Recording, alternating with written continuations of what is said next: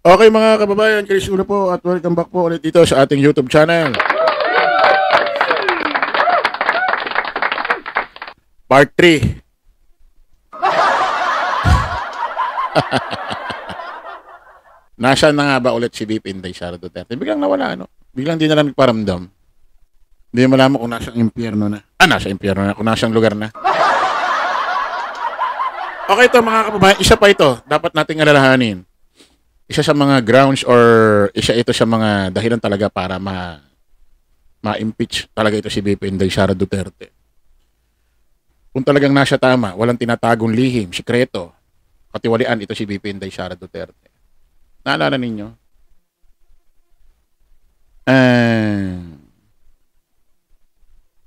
May isang staff. Ito yata yung si ito si Laika Lopez.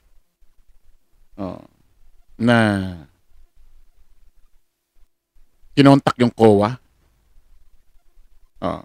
Kinontak yung COA na kung saan pinipigilan wag ibigay, ipasa sa House of Representatives or doon sa Quadcom yung mga COA report about sa DepEd ba or sa OBP. May pirma pa ni Zulaika Lopez. Chief executive niya yan ni VP Inday Sara Duterte. So ano ibig sabihin niya? Di ba? Ano ibig sabihin yan?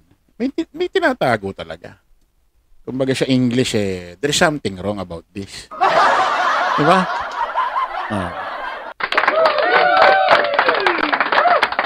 Huwag niyong kakalimutan yan mga kababayan.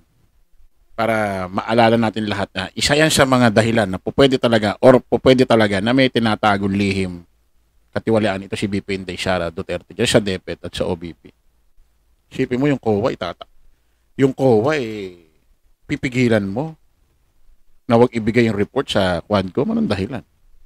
Kung tutuusin, kung wala ka talagang tinatago na lihim or katiwalian, dapat ka ikaw pa mag-push sa Quadcom. O sige Quadcom, bigyan nyo na lahat niya. Para mapatunayan wala kaming ginagawang masama. Di ba dapat ganun, ano? Para masampal sa kanila yan. Natotong wala kaming ginagawang pambubulsa, katiwalian dito sa DepEd o sa OBP. Di ba dapat ikaw pa nga dapat magmamadali niyan magpupush niyan Sige, pakita nyo nang malaman tama kami. Di ba dapat ganun, di ba? Yan yung mga tanda, galawan na walang kasalanan. Pero yung tanda ng may lihim or may katiwalian, pipigilan mo. Diba? Okay, maraming salamat po mga kababayan. Kita-kita ulit tayo sa panibagong live, panibagong vlog. Para po kasamantalangin yung lingkod, Chris Uno. Lagi natin tatandaan doon, follow the majority, follow the right way. Maraming salamat. Kita-kita tayo ulit. Bye-bye po.